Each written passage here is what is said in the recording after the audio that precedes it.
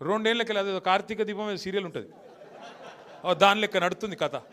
అది ఒడవది తెగది, రోజు ఒకటే కథ ధారావాహిక.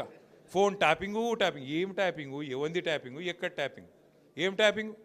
రేవంత్ రెడ్డి అనే లుచ్చగాడు గతంలో మన ఎమ్మెల్యేలను కొన్నప్పుడు కాదు, ఆయన తిట్టాలని తిడతలే నేను. ఇప్పుడు నువ్వు లుచ్చ పని చేస్తే లుచ్చగాడే అంటారు. నువ్వు మా ఎమ్మెల్యేలను కొనుక్కుంటా 50 లక్షల రూపాయలతో దొరికిపోయిన దొంగవు.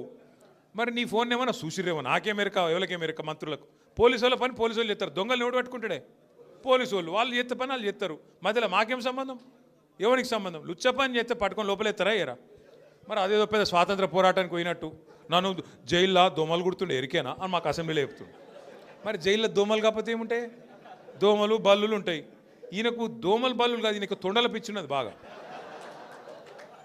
నా డౌట్ అయితే వీళ్ళ నాయన కూడా చిన్నప్పుడు వీళ్ళ తమ్మునికి ఏమో కొండలరెడ్డి అని పెట్టిండు, వీని పేరు తొండలరెడ్డి అని పెట్టిండు.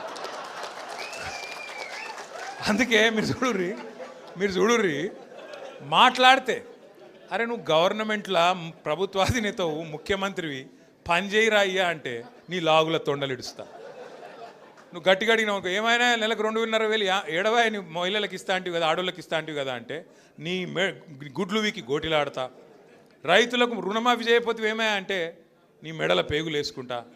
ఇక ఈ సిపాయి ఇప్పుడు హార్వర్డ్ పోతున్నాడు, హార్వర్డ్ పోయి ఆడేం చేస్తాడు, వాళ్ళకు కూడా నేర్పించేస్తాడో ఏం పాడు ఇవన్నీ.